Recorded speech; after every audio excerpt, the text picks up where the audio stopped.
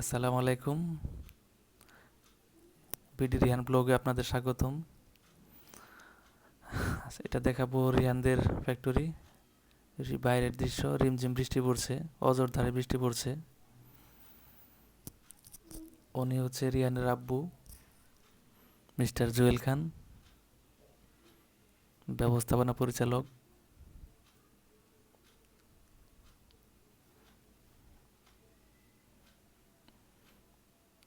এটা হচ্ছে ওনার office room. এখানে বসেই প্রিন্টিংয়ের সকল কার্যক্রম পরিচালনা করা হয়।